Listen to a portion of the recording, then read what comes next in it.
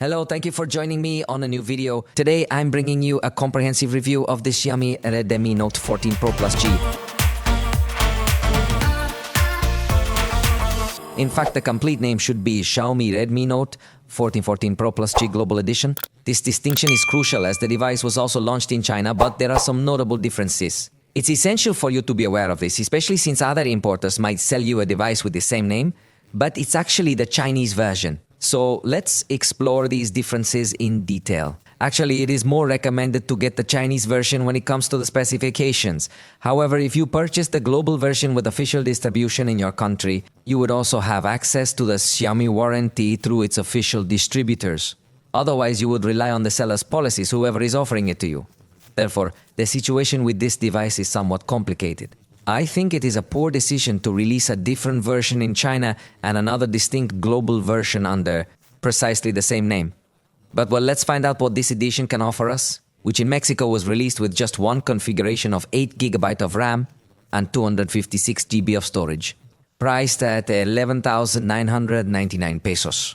This is roughly $590, but keep in mind that prices here are not equivalent to prices there. In this scenario, purchasing it through official distribution also grants you some extras or gifts, which include 6 months of Google One with 100GB, along with 3 months of Spotify. Premium, you receive 2 months of premium YouTube, and you also get one screen repair at no cost within the first 6 months. So at least you have some add-ons to enjoy certain benefits, because definitely the cost of the device is quite high. Personally, I would recommend that if you are interested in Xiaomi devices, you should prefer the little brand devices, as they are much cheaper and practically the same as the Redmi brand. I find Xiaomi's strategy to be quite peculiar. However, considering the price, this device is able to compete with some very serious models. It seems to me that this price is significantly higher than what I would prefer. Not even Oppo ventured this far. Oh wait, they did with the Reno 12. Well, in fact, this one still has some features to defend itself. So let's begin by discussing the design and proceed to describe it point by point. For now, one of the advantages it has over the little models is that it is easier to find them in physical stores, since it has a more widespread distribution, not only through online stores. Anyway, in the description I'll leave you purchase links in case you want to buy it in your favorite store.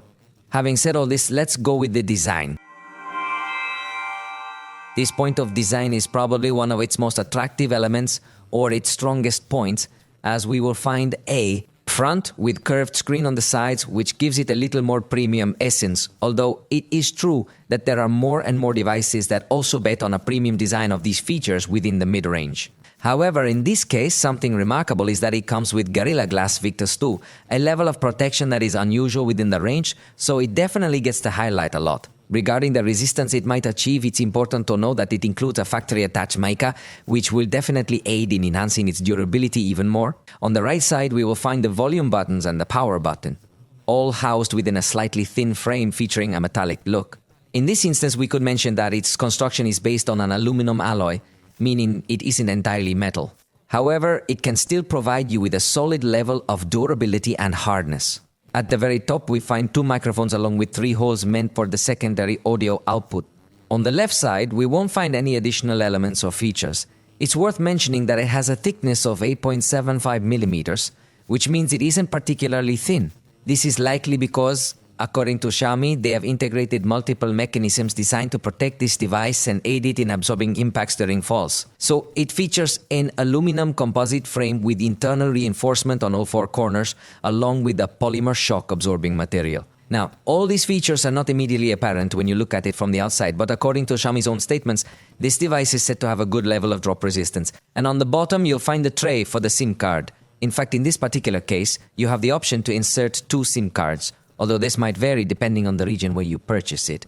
For instance, if you purchase it from Telcel, be aware that the second tray will be locked, so make sure to note this if you're interested. Next, we come across another microphone, a USB-C port, and finally, the openings for the main speaker. This particular device weighs 214 grams, which means it isn't considered very light. However, the back cover is made of glass, and it features curved edges, making it quite comfortable to hold in your hand. In this particular case, the back cover is equipped with Gorilla Glass 1, which provides a decent level of resistance. Although it's a bit lower compared to the front, it's reassuring to have some degree of protection on both the front and back. However, possibly the most notable feature of this device in terms of durability is its IP68 rating, meaning it can be submerged in water without suffering any damage. Keep in mind that the test involves submerging it 1.5 meters deep for 30 minutes, but that's in pure water. So, if you plan to immerse it in pool or seawater, make sure to do so at a shallow depth and for a brief period. Always remember to rinse it thoroughly with pure water to prevent the protection from deteriorating. As I mentioned, the design might be the most appealing part of the device. Even on the back cover, you can see a camera module that appears more advanced than it truly is. However, if you enjoy protecting the device, you can use it as a screen. This might help you. The back cover is in frost blue color, which is the one I have in my hands, which I see it more as green color. But it is also available in black color sunset, one more option, with faux leather cover in lavender violet color. The screen is 667 inches like all Xiaomi screens, or at least almost all.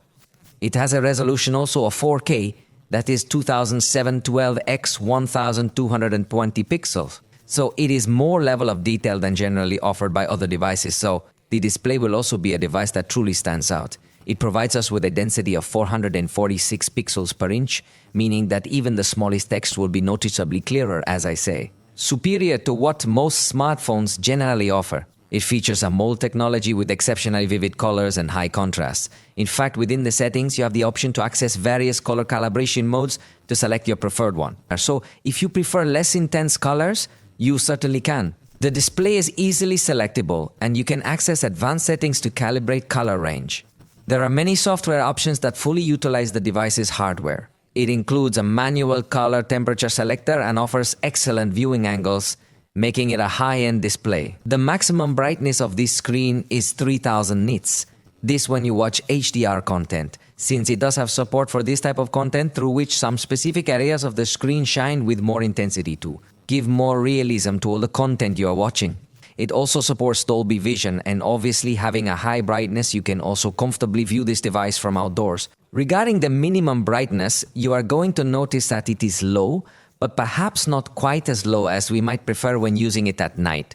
You should consider that it doesn't have an extra dimming mode like we often see on the vast majority of Android devices, so you might miss that feature at some point. Fortunately, it has a dimming rate of 1920 Hz. This means that in very low brightness environments, it won't cause any eye-fatiguing flickering sensations for you. But it's a very good quality screen. It also responds very fast to touch as it has a touch sampling rate of up to, and in game mode, instant touch sampling of 2560 Hz is enabled, so it responds lightning fast. In short, it is a very good quality screen to which we cannot demand anything more. In fact, this could also become a highlight. This device integrates stereo sound with a very good sound quality. In fact, this is important because it is a very good sound quality.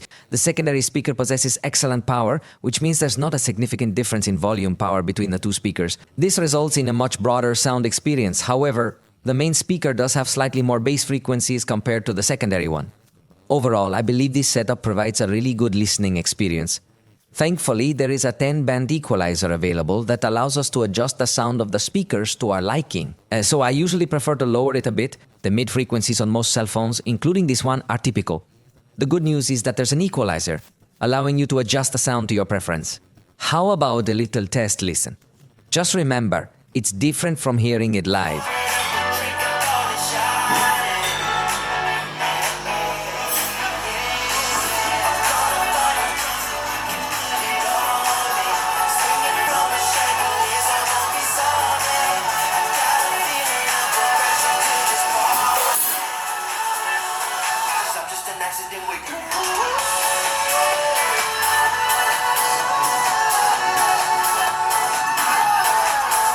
Well, aside from the equalizer, we find Dolby Atmos and Xiaomi Sound for surround sound presets, enhancing the experience positively. As for headphones, there's no 3.5mm jack like most devices at this price, so for latency-free gaming audio, a USB-C adapter is necessary. If you decide to invest a bit more in wireless headphones, there's some good news. Because if your headphones support LDAC, aptX, aptX Adaptive and LHDC, in addition to the basic codecs, then they indeed provide excellent support for you to enjoy using your high-quality headphones. Moreover, at the software level, there are also two features that I hadn't previously observed in Xiaomi. One of these is the ability to play audio from multiple applications simultaneously. For instance, you can have YouTube or YouTube Music playing if you're listening to music, while simultaneously opening any other application, ensuring the audio remains uninterrupted. Additionally, it offers an option to independently control the volume of these applications. So, if you suddenly decide to have background music while doing other tasks, you can adjust the music volume to a medium level and keep the rest of your applications playing at maximum volume. This option is uncommon in devices, so we must emphasize it. There are 3 microphones, 2 on top, 1 on the bottom. Let's hear a test. Prueba. Esta es una grabación realizada con los micrófonos integrados del Redmi Note 14 Pro Plus 5G. It certainly captures voices effectively. Next, we will be testing these microphones in a significantly noisier setting to attempt to analyze their performance.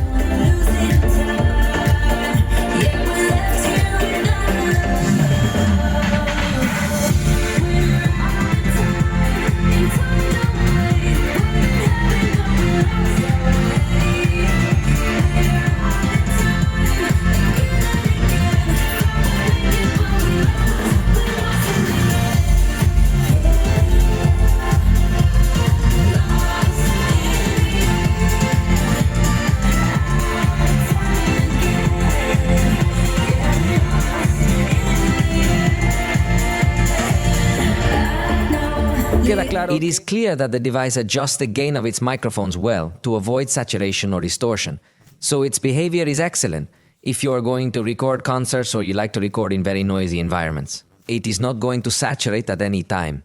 And finally, in this block, the haptic or vibration motor in this device is on the x-axis, so the feedback on the hand while you are using it is premium. It also has an adjustment of the intensity of this feedback, so if we want to have a great experience. The front camera is 20 megapixels with an f2.2 aperture and fixed focus positioned in the center top of the screen through a hole punch. Luckily, this device features a quick camera launch gesture by pressing the power button twice. It functions both when the device is on and locked. Though the response speed isn't the fastest, it still works. Fortunately, it does work well. In fact, you can also set this up to be triggered by double pressing the volume down button. However, do note that this option is disabled by default and is only accessible when the device is locked. Be aware that in this scenario, the response speed is intermediate. You will particularly notice this in environments with backlighting, where the device might seem a bit slow because it is processing the image in the background. The device is flat, so when you take multiple pictures, it can suddenly become very slow, as you might notice. Therefore, it isn't the quickest device for capturing numerous selfies. To achieve a faster response, you might consider turning off HDR. However, keep in mind that the picture quality won't be as good, especially in terms of handling backlight. Additionally, it's important to note that in the lower right corner, you will have access to the beauty mode, which offers various parameters for you to modify completely. Your face, if you find it necessary, including your nose, your lips, your hairline, and many other features, all accessible here in the app.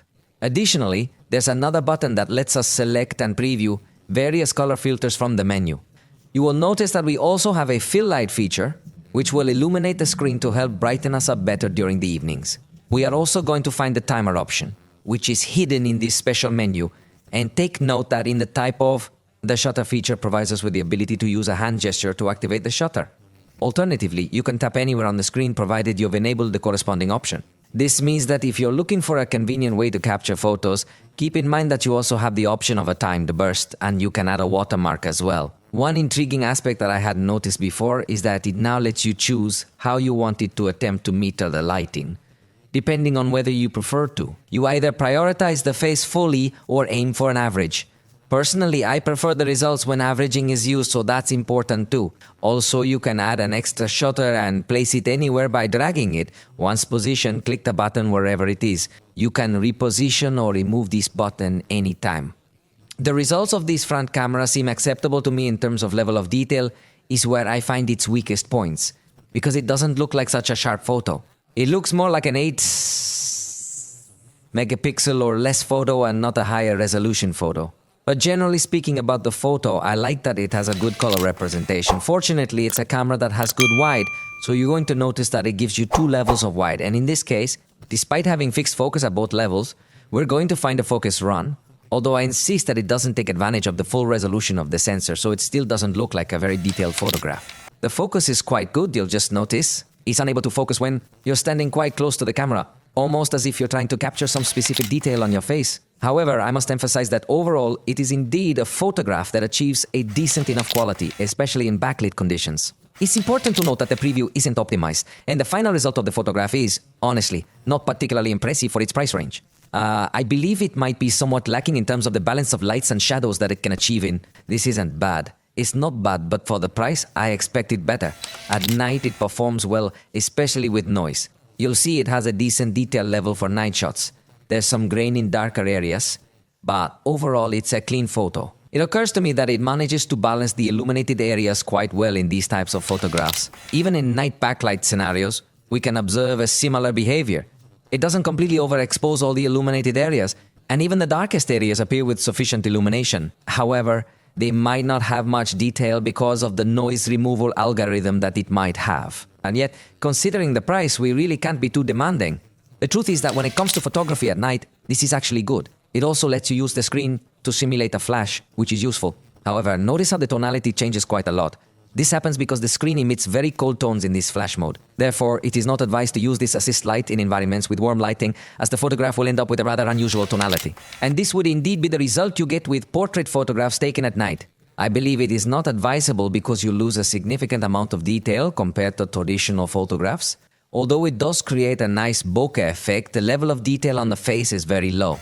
Additionally, during the day, we will notice that the portrait selfies still aren't great. The detail level of the face is excessively low.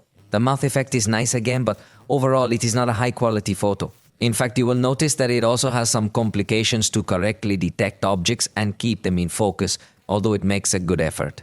But overall, I would say that it does not behave very well in front portrait photographs. For the rear, we'll find a 3-camera system. First, we have the 15mm ultra-wide camera with f-aperture 2.2 and 8 megapixel fixed focus. Then the camera considered as main camera of 23mm with f-aperture 1.65. Autofocus, optical stabilization, a 200 megapixel sensor, and finally we have a 2 megapixel macro camera with f2.4 aperture and fixed focus. Definitely that it is a photographic system that falls short compared to what we expected in a device of this price. In fact, we must consider that here we will find one of the main differences with the Chinese version that I told you at the beginning, since in the Chinese version we do not find macro camera, but we find a telephoto camera with 50 megapixels, 1 optical zoom, 2 5x zoom. This makes it a much more appealing camera. However, in this particular model, Xiaomi has for some reason opted to include a macro camera. This camera has significantly less utility and seems to be occupying space just to claim that the phone has 3 cameras. In reality, it lacks the versatility of camera modules found in other devices, such as the Motorola Edge 50 Pro, which is available at a comparable price point. Xiaomi has made the decision to integrate a 200 megapixel sensor into the main camera, which is different from the Chinese version that features a 50 megapixel sensor. By having a higher resolution in the main camera, it should provide an improved digital zoom when cropping the image. This means in theory it offers a focal length of 46 and 92 mm while still maintaining good image quality. So when using short-range zoom, it will likely perform well. However, when you switch to long-range zoom, it won't have anything particularly appealing, and definitely here on the camera, it doesn't stand out much. Now, take note that in this situation, the response after pressing the shutter feels a bit more snappy, I think, compared to what we observed on the front camera. Also, if you hold down the shutter, it begins a short video recording, and if you slide the shutter to the left, you can access a burst of up to 30 pictures. While testing and trying to capture number 3, we noticed that the device seems to respond quite quickly after pressing the shutter. However, the burst feature might take a bit longer than desired to activate, possibly because you need to swipe before starting the capture. There is limited space between each photo, which is a positive aspect, but the restriction of 30 photos in a burst might not be ideal. Here in the main camera, we are also going to find a beauty mode, but in this case with a single parameter, and we're also going to find the color filters by swiping down to access the menu. We will also find an artificial intelligence option that is disabled by default, and if you tap on the screen, you can adjust the exposure and focus, or you could also access the professional mode where we find more parameters. For example, there is the white balance that you can adjust by sliding down to access the menu. Adjust to your preference, concentrate, as well as the shutter speed, which can reach up to 30 seconds, and the ISO setting, which can go up to 6400 with the primary camera. along with exposure compensation. Actually, take note that there is also another button that lets us access more advanced settings to adjust the contrast, hue, saturation, and sharpness of your photo. Therefore, I appreciate having all these varied settings. In fact, you have the option to save presets, which allows you to directly choose certain settings you prefer, such as how it manages light and other parameters. Additionally, you have the ability to import these presets in a zip format. And if we scroll further down to access the menu, you'll notice that capturing raw photos is an option as well. However, if you enable the 200 megapixel setting, it will automatically switch to JPG photos. But don't worry, it also includes various other tools like exposure peaking, which uses this zebra pattern to indicate areas, or also the histogram along with some other tools is available. To scan documents, remember you must switch to a specific document mode. In this mode, it will automatically detect the edges of the document. Then you'll need to click to capture the image. You have 3 color modes available.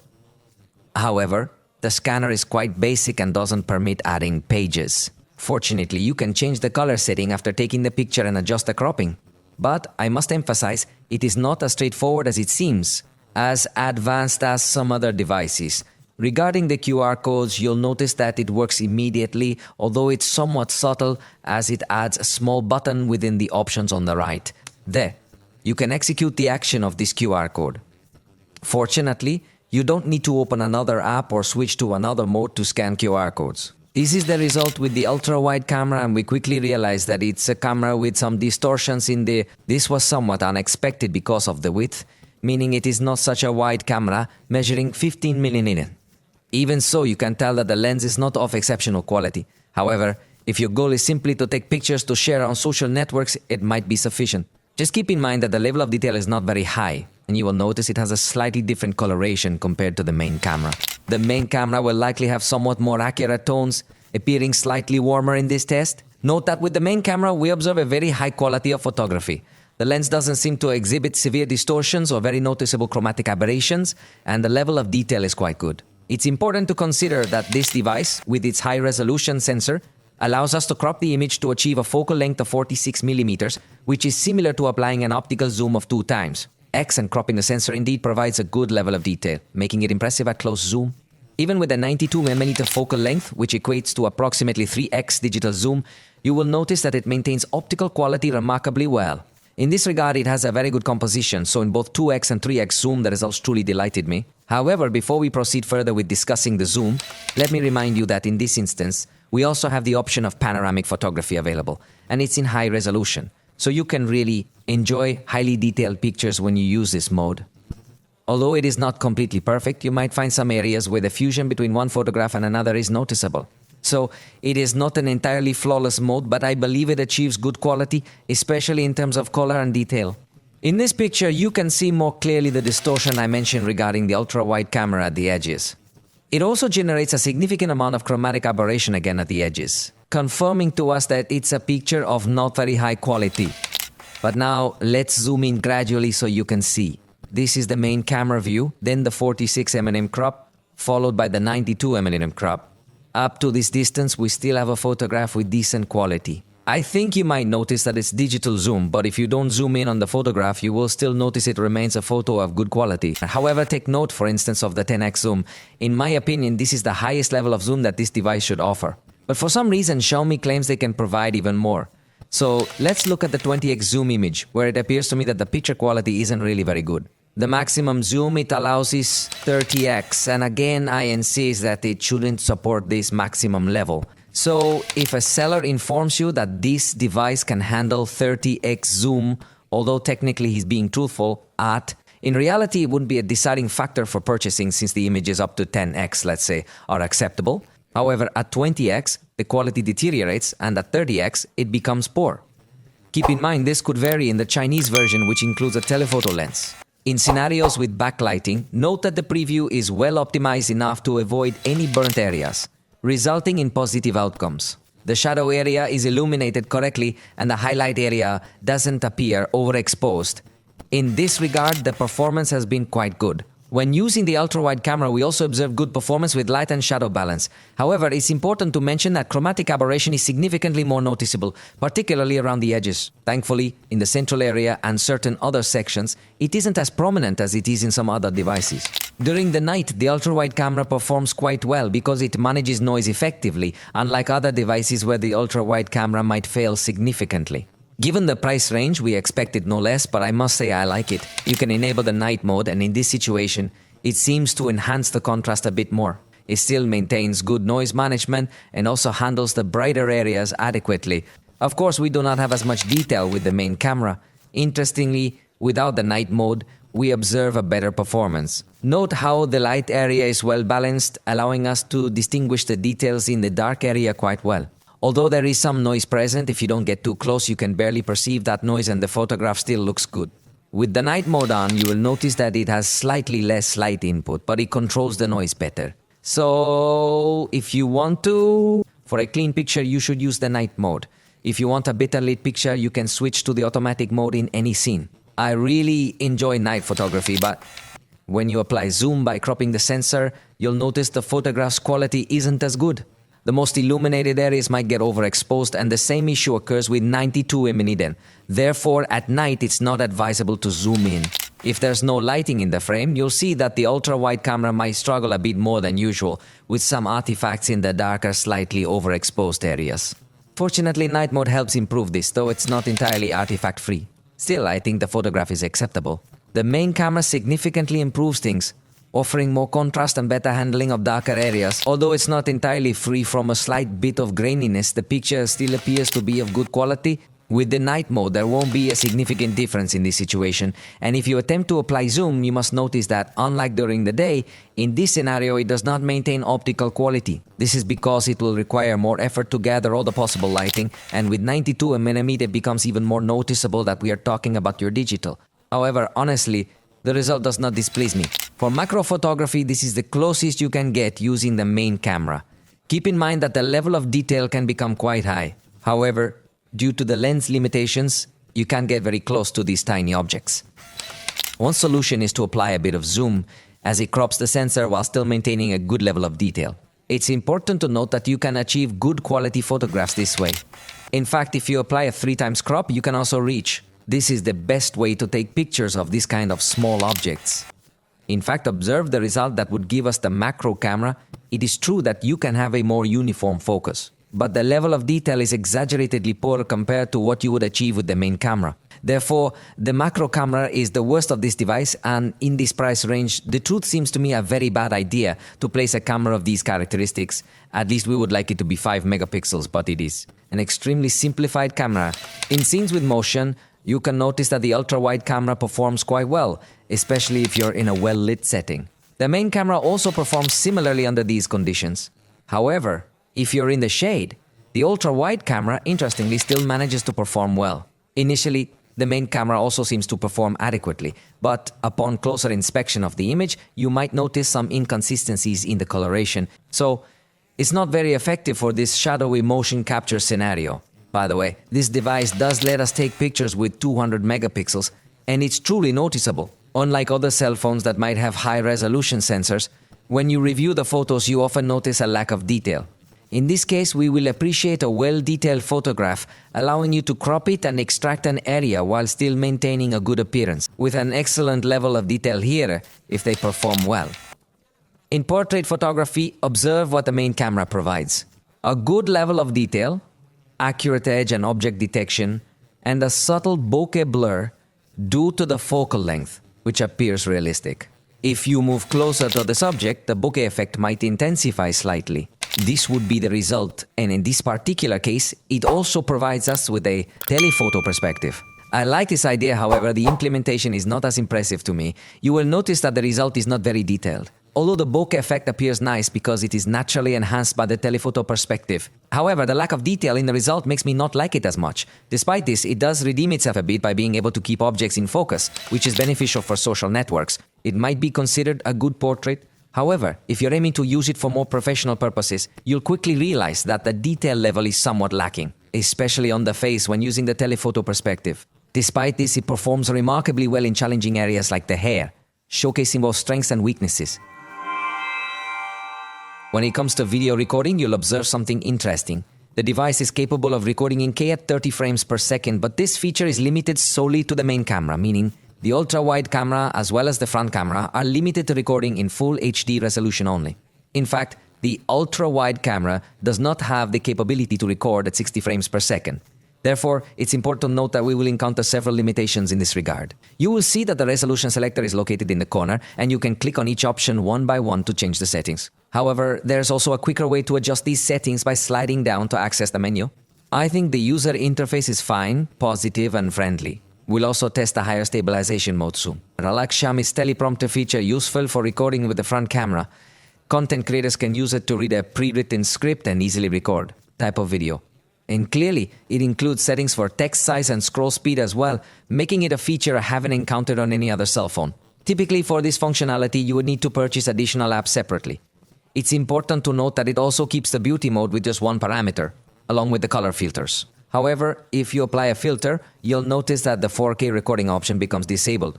But in addition to these simple filters, it also includes professional LUTs, as Xiaomi claims. These LUTs can color your video, giving it a much more professional appearance. So, if you wish to take advantage of recording with these LUTs, you are able to do so. However, remember that this is only possible in full HD and not in 4K resolution. When you are recording video, you will notice that there is a button available to pause and resume the content. There is another button to take pictures, and yet another button to create markers if you want to record a video. You might want to mark an important event during your recording session so that you can review it later once you have finished, but unfortunately, you won't be able to rotate the front camera or turn on the flashlight unless you stop the video recording first. However, on the bright side, within the professional mode, there is also a video mode available. This allows you to record video while adjusting various parameters such as focus, shutter speed, and others. Additionally, there's an audio monitor feature included, which could be quite helpful. The video quality is also accessible while recording in 4K. This is the outcome of capturing video with the ultra-wide camera, which, as I mentioned, does not permit recording in 4K, resulting in a lower level of detail. In this price range, I believe we can start to expect higher quality. Additionally, similar to the photos, there is a bit of chromatic aberration and some distortion along the edges. However, by applying stabilization, there is a slight trimming that helps.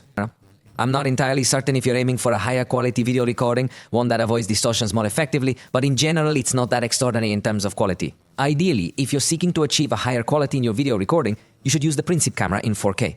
With this setup, we observe an excellent level of detail. I believe the colors appear to be quite satisfactory, and there don't seem to be significant issues with the color balance changing drastically. Additionally, neither the focus nor the exposure shifts too much, so the overall video quality looks quite good in these types of scenarios, where the lighting is adequate. Regarding the zoom, we will be more limited, unfortunately, although in photography we still saw something remarkable. In this case, has maximum zoom 6, and the truth is that it is too noticeable that it is a stretched image. It does not seem to optimize and take good advantage of all the high resolution that has this sensor. So the video recording zoom has really disappointed me. Now, let's take a look at the outcome of the night recording using the ultra-wide camera. Here, we can observe something that isn't quite as positive, particularly in the darkest areas. It struggles to recover illumination, sometimes even creating a jelly effect, which looks quite poor. This doesn't seem fitting for a device at this price point. When there's sufficient light, the outcome might be barely acceptable, but considering the cost, I feel the quality this camera delivers is not particularly remarkable. When using the main camera, you won't really see a significant improvement. There remains a considerable amount of noise, and sometimes it can even give off a slight gelatinous effect. However, the truth is, you will observe an improvement particularly in areas that are darker. This is because there's a greater influx of light contributing to the overall result. But when you have a scene where lights and shadows are mixed together, that's when you'll notice the outcome is more challenging with a bit more noise present. However, in general terms, I believe the main camera performs well within its price range. Just note that if there is a flickering or jello effect present in backlight situations, it is important to be aware. With the ultra-wide camera, we may notice aggressive jumps in exposure when a face is detected in the scene. Although, overall, I think it manages this issue quite well. A good surprise is that with the main camera, we'll find a good quality for this type of recordings. Honestly, I expected a lower performance, but I was surprised. It is not something that we could demand to all devices in this range, but it is nice to see that in this price range, we have a good balance of lights and shadows. Although it is not free of some small jumps in the exposure and also some slight inconsistencies in the focus, but for the range. The stabilization of the ultra-wide camera is excellent. I find the stabilization of the ultra-wide camera to be quite positive whether you're walking or running. Obviously, in scenes with exaggerated action, you might notice slightly more aggressive compensation movements. But overall, I believe it performs well. However, when it comes to the main camera, I think it doesn't perform as nicely. The steps become a bit noticeable while walking due to some vibration, and if you're running, this effect becomes more pronounced, and it will make the outcome is not exactly enjoyable. When you activate a mode known as constant video, you will observe that it provides some assistance, even though the resolution reduces to full HD. At least the shaking is less noticeable while walking. However, when you are running, it still doesn't suffice, leading us to conclude that it remains somewhat lacking for these types of action scenes. As for the focus, there are no complaints. It responds quickly, is agile, and can even focus from a relatively short distance. Close. As a curious fact, you can use the macro camera for video recording. This is positive because some phones with macro cameras don't allow video recording, but Xiaomi does, letting you take more advantage. The resolution is HD, not very high, but for specific uses, this mode can be beneficial. We will also find a fast camera mode, which in this case is fortunately stabilized, although it does not have a perfect stabilization, but it helps in some way. The most basic speed is 4x, which is ideal for recording movements of people. And the result, if you have K resolution, the maximum speed would be 1/800x, with which you could record a time-lapse exaggeratedly attractive. In this case, you are looking at a time-lapse of approximately 150x speed, so for this one, it's a very positive result for all kinds of scenes without a doubt. And with respect to the slow motion, note that we will have two settings to start. We find 120 frames per second in full HD, giving a little more priority to the level of detail and with an acceptable slowness. But we can also record in HD at 240 frames per second, sacrificing a little detail level but gaining more slowness. In this price range, it's acceptable. We can't expect much more. The front camera results will demonstrate what I mentioned. The detail level is somewhat low as it can't record in high quality, which is disappointing for this price range. Your videos won't look very high quality. Fortunately, it offers excellent stabilization, so if you're moving around, it won't be much of an issue, unlike what we observed with the camera rear. In backlit situations, you'll observe that it prioritizes illuminating the face, which means the background, if it's too brightly lit, might become overexposed and appear burnt out. Unlike what we noticed with the rear camera. And during nighttime, you'll see that the result appears slightly jellied around the edges for some reason, possibly due to denoising. Although this isn't something that happens consistently, you might notice it occasionally, especially if you're walking, as the vibration becomes a bit more noticeable than during the daytime. However, it does maintain color saturation quite well. For this price range, I must insist that it might fall short with this front camera. Fortunately, it also features a stabilized fast motion mode that you can definitely take advantage of for some creative scenes. Additionally, it includes a slow motion mode at 120 frames per second, which is straightforward, but it can also be utilized for creative scenes. And what I find even more useful is the dual camera mode. In this mode, you can display both the front and rear camera simultaneously. Although you don't get as much stabilization, it does allow you to move the frame in this picture-in-picture mode to your desired area. The frame has straight corners, so it doesn't appear as professional, and you can't resize it, but I believe the behavior is among the best we've seen in this range. It's important to note that it maintains focus enabled, allowing you to also display closer objects. Additionally, it provides the capability to zoom in, and it also allows you to switch to a split screen mode if you prefer this mode over the picture-in-picture mode. Actually, it would also enable you to rotate to give more prominence to the front camera. However, it has this mandatory intermediate step of using the split screen, meaning you can't rotate directly. But I emphasize that it is among the best options we see in this range regarding the dual camera mode feature. In the software, we will find Android 14 with Hyperos in its version 1.0.6. Therefore, we notice that it is neither the latest Xiaomi nor the most recent Android version. Fortunately, the device offers 3 years of software updates and 4 years of security patches. However, one of those updates will be used for updating to Android 15 with Hyperos DOS. So I believe it's evident that in terms of software, we won't find one of its strongest points, especially regarding support or having the latest software versions. However, it includes a variety of additional options. For instance, regarding customization, there is a particular store accessible where numerous custom packages can be found, some available for free and others for purchase. You can customize not just the home screen icons, but also the lock screen, incorporating animations and various other elements. It's important to note that the lock screen can be customized to an impressively high degree. You can very easily switch between dials that you've already set up, or you can generate entirely new lock screens using some available presets and a variety of different clock styles. Actually, In certain instances, you also have the option to apply crystal effects to these wallpapers. And you can modify the color of the typography, alter the style, or even detect the depth of your photos.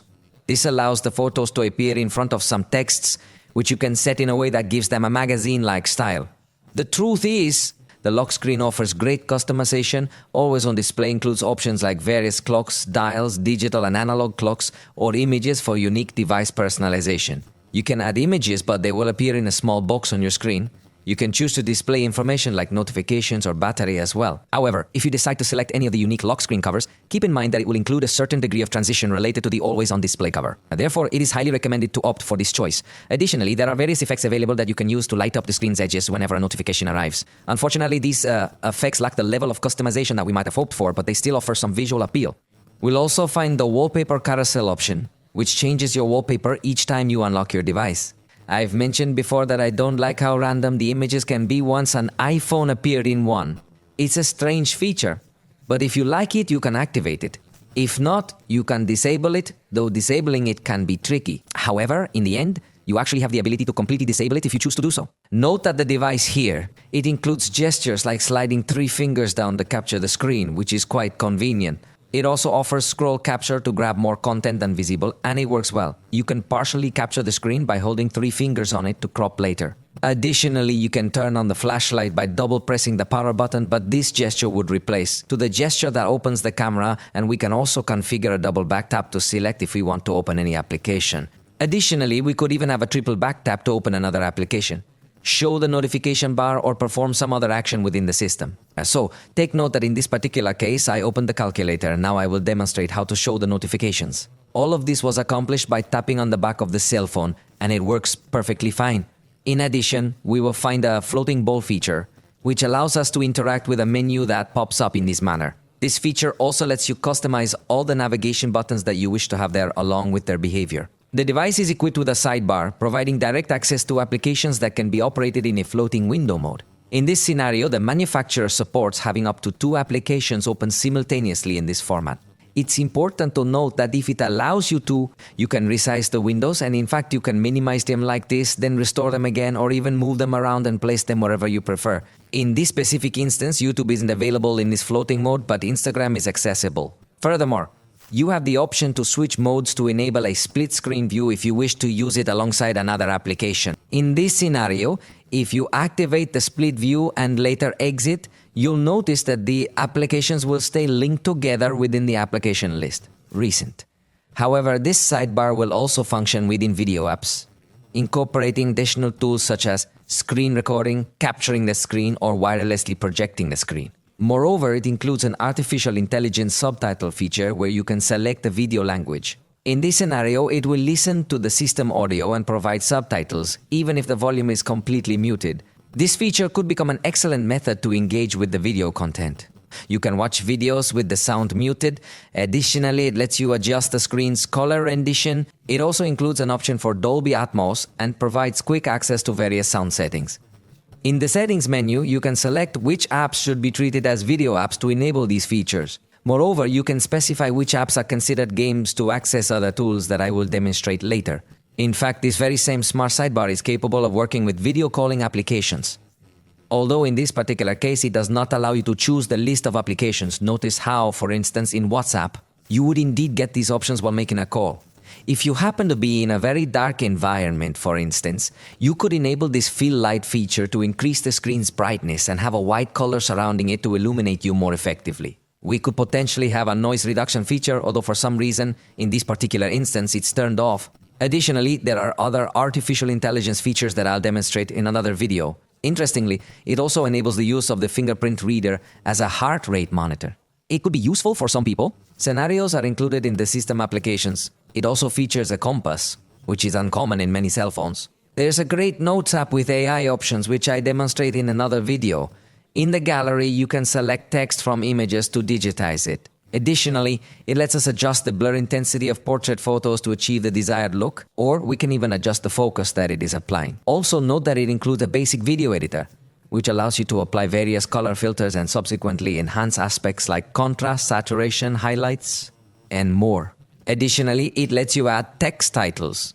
Interestingly, it includes a more advanced video editor, which enables you to add multiple layers such as a text layer, for instance. However, everything is done manually, so it's essentially an editor. Simple, but that is also integrated in this cell phone. With regard to artificial intelligence, you should know that this device has several options, although all of them work directly in the cloud. In the description, I leave you a video where I show you point by point the operation of these features. The only thing that does not include of all the suites of artificial intelligence of Xiaomi are the portrait with artificial intelligence and the option to eliminate reflections, but the rest. The other features are indeed present. Interestingly, it also includes Google Circle to search, and naturally, we will encounter Gemini as the voice assistant. When it comes to security, there is an optical fingerprint reader, which emits a bright light for unlocking. It supports up to 5 fingerprint records, and in my opinion, it operates relatively quickly. Additionally, we will have the option to customize how the animation is displayed during facial recognition, or if we want to disable it completely. You'll also notice that there is the option for shortcuts, although you can customize what those shortcuts are curiously, but note that if we unlock and hold our finger on the screen, more options will appear, such as scanning a QR code, searching the browser, or adding an event to the calendar. It's good, but I think if it allowed us to customize the options, it would be even better. Consider that it also has facial unlocking, although it is only in 2 dimensions, so it is not so advanced the same device. You can be warned about this. Additionally, it features a smart unlock function using Bluetooth devices, so if you have paired a Xiaomi band or a Xiaomi watch, your device can remain unlocked, eliminating the need to repeatedly enter your fingerprint or pattern.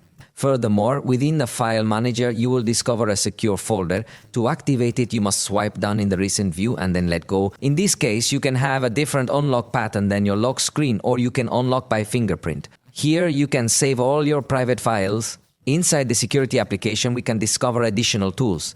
For instance, there is an option to hide applications from the home screen. Moreover, you can directly block applications requiring you to verify with a pattern or your fingerprint to access them, which provides enhanced privacy tools. Additionally, you have the second space feature available. This allows you to set up another cell phone environment within the same device, offering a unique configuration and added privacy. For example, notice that my home screen already has several apps installed. However, if I switch to the second space, it might show a different lock screen pattern. Observe that after a few seconds it changes, making it feel like a completely separate phone, with different apps and files. You can switch back to the main space using an icon, or by entering your usual pattern on the lock screen. However, be aware that it can get somewhat cumbersome when attempting to transition between the different modes. It appears to have some minor bugs. In this particular instance, it has become slightly unresponsive, requiring you to wait a bit before you can switch back to the initial space. It looks like it's about to respond, and there it goes. Now I've set up the pattern of my primary space, and it's going to do it again. Changing the entire system to finally regain access may be necessary. However, it notes that it was frozen, which is quite common in Xiaomi devices. Additionally, it includes the option for dual applications. This is useful in case you don't want to clone the entire system, but rather just some specific applications. It knows that there are several options available for having 2 applications on the same cell phone. Also, consider that it has a security scan feature against malware, although it is important to note that this is not in collaboration with any cybersecurity company. However, it is a proprietary development by Xiaomi. It does not include a child mode or a private VPN, yet it clearly integrates nearly all of Google's security options, except for the extended unlock feature. If you're interested in knowing each of these options, I have placed a link in the description. You can visit it to watch the video that applies to all Android devices. Additionally, despite being a significantly more expensive device compared to the other variables, it still displays ads within the system. Let's discuss the battery. It has a capacity of 5110 mAh, but here's where it differs from the Chinese version. In China, it has 6,200 mAh with 90 watts charging. This version has a smaller battery, but with higher charging power. In our tests, trying to drain the phones quickly, it lasted 4 hours and 22 minutes, which seems about expected, meaning it's not an exceptional. It was surprising but not disappointing either. However, when we ran all these tests in the background while watching videos up front, we found that it doesn't handle background apps very effectively. So, it's best to close any apps you're not using to prevent excessive battery consumption. Fortunately, it includes a standard saving mode that assists you daily, which will certainly limit the background apps even more. And there's also an ultra saver mode, which restricts a lot more options, focusing more on emergency situations. So, regarding the battery, I don't think you will experience any issues, especially considering the incredible power of its charger. It's a 120 watts charger, and in my testing it reached 62% in just 15 minutes, and by 30 minutes it was fully charged to 100%. Without a doubt, when it comes to battery, it really stands out. Check out the charging graph and you'll notice that in this instance it did reach a power close to its maximum capacity, around 100 watts. And I tell you this because we have tested other chargers that are supposedly high power and do not reach very high peaks. Obviously, the maximum power does not maintain it for a long time, but as I say, it results in a very good charging time. It's very fast, which is one of its strongest aspects. However, it must be noted that the charger is larger than we would prefer and a bit heavy. So, that is the price to pay in exchange for having such an incredibly fast charger. But, in the price range, there are other devices that are starting to integrate wireless charging, or even reversible wireless charging, and these are things we don't see here. Fortunately, to take care of battery life, we did find smart charging to turn on your routine and charge slowly at night, and also the charging lock in case you need to leave it plugged in at all times to the current. In fact, by default, it is turned off. A charging acceleration option is available but turned off to prevent battery overheating. If you need faster charging, you can enable it, though it's advised not to use it constantly to avoid battery overheating and slow degradation over time. In our tests, we kept this option disabled, and as you can see, it still charged quickly. Let's now talk about connectivity, where fortunately it seems to have no disappointments. It has connectivity and also Wi-Fi E, so it offers very fast download speeds. And in this case, also with the data blocking option, that would allow you to choose which applications can access the internet with your mobile data and which applications not to avoid. Unwanted consumption. A positive is it counts with eSIM, which is becoming more and more common in this price range. But there are still some devices that don't integrate it.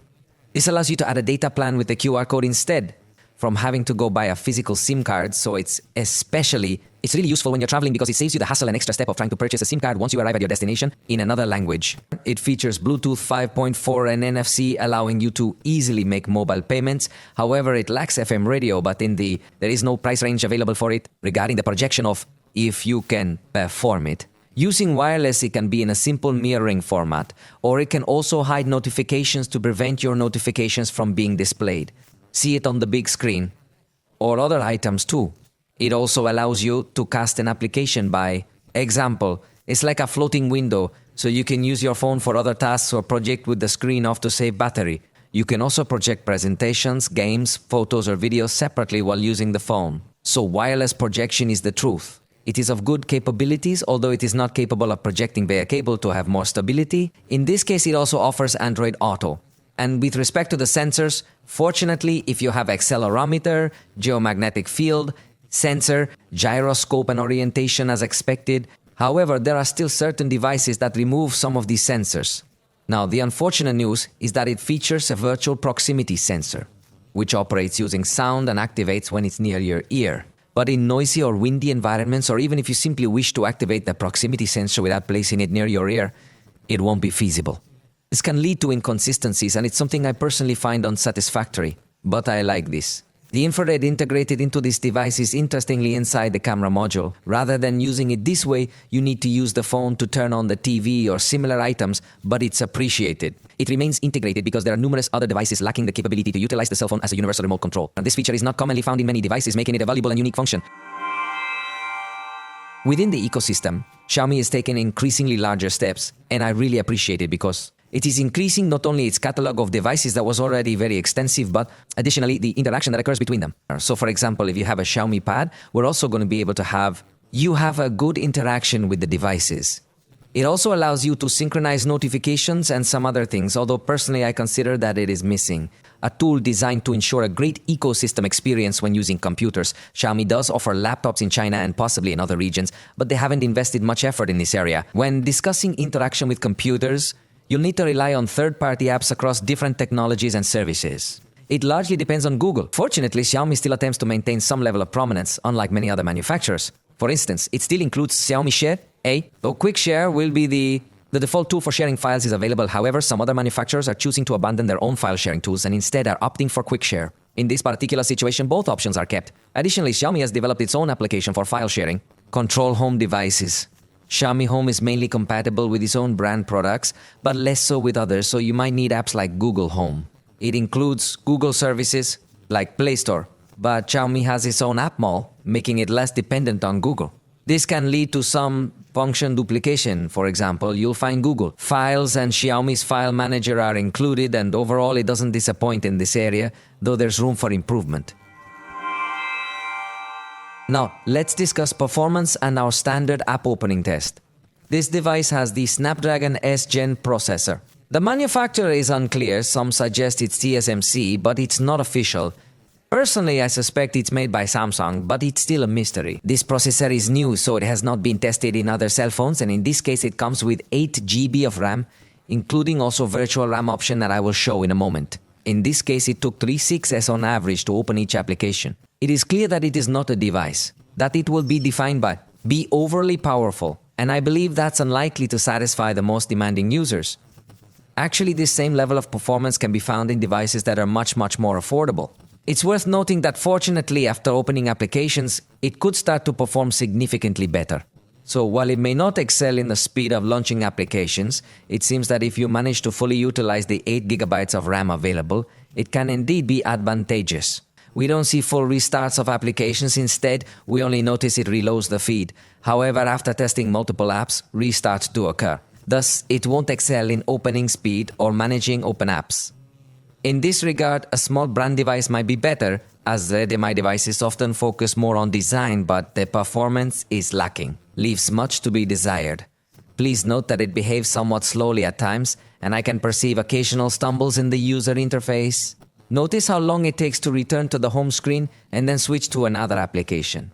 This is definitely not a device that feels exceptionally fluid, so I would not highly recommend it if you prefer a very fast experience. It mentions that applications needing some graphics processing will generally perform adequately.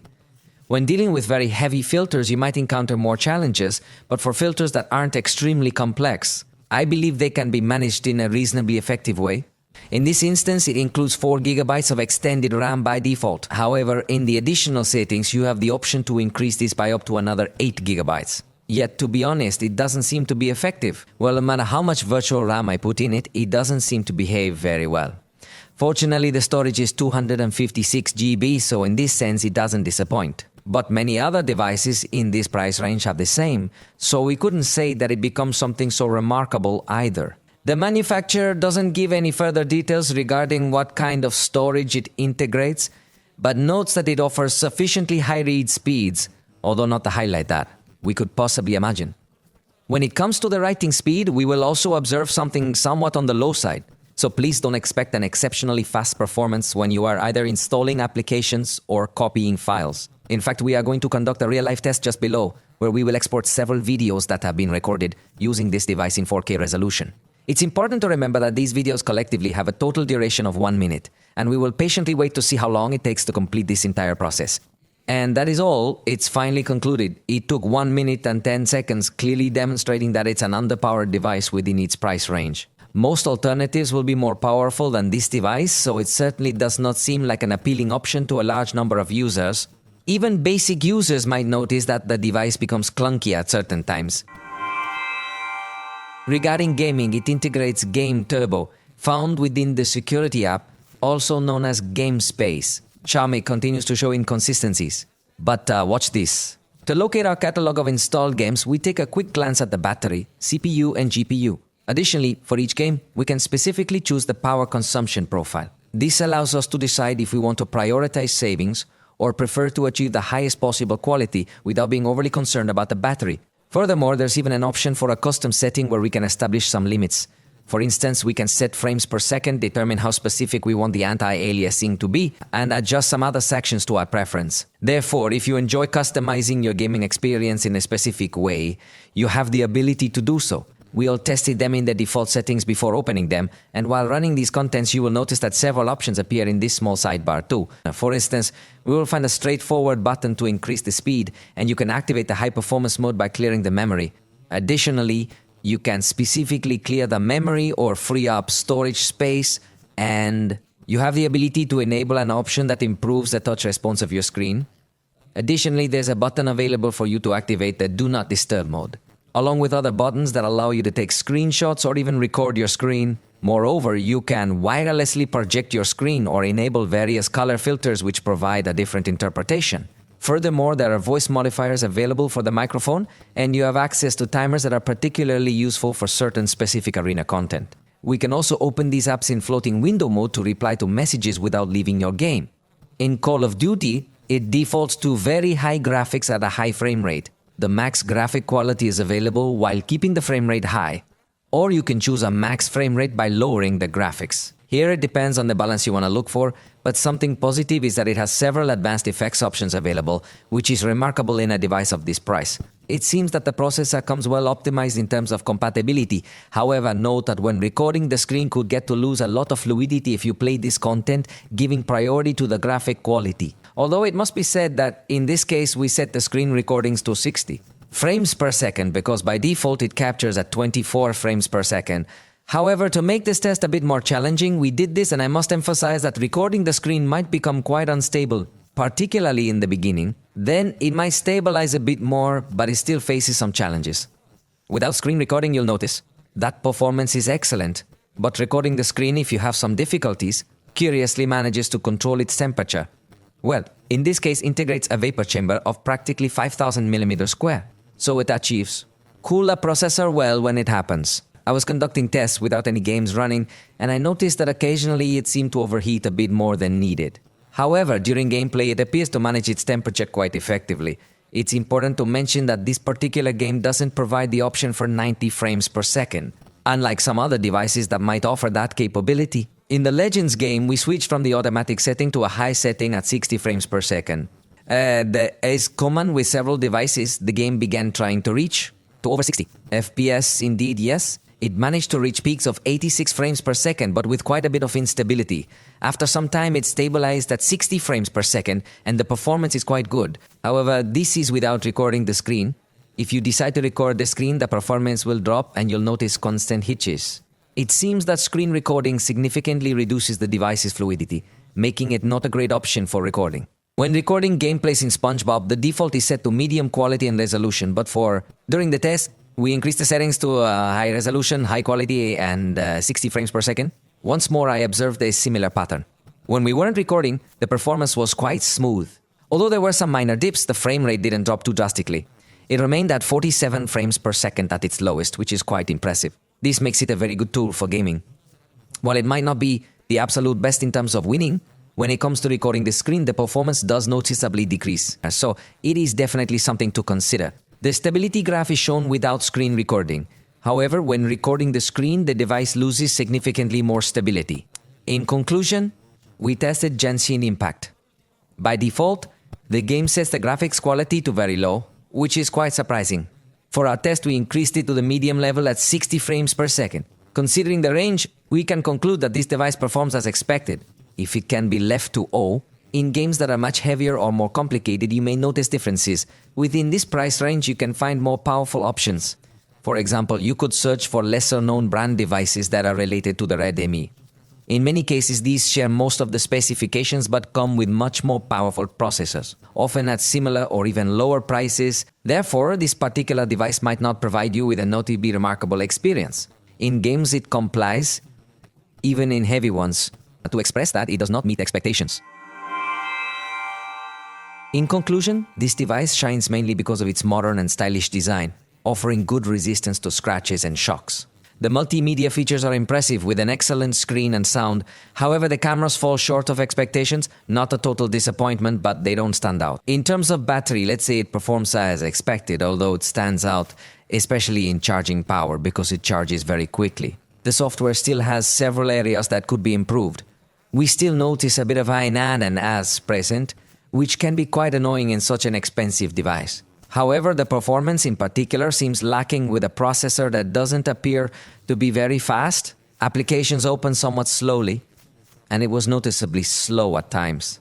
From our video export tests, in games recording the screen does very poorly, so I think not. It would definitely be a device that I could recommend without hesitation right away. For now, we've reached the end. If you like this video, you can always tell us and we'll definitely see you the next time.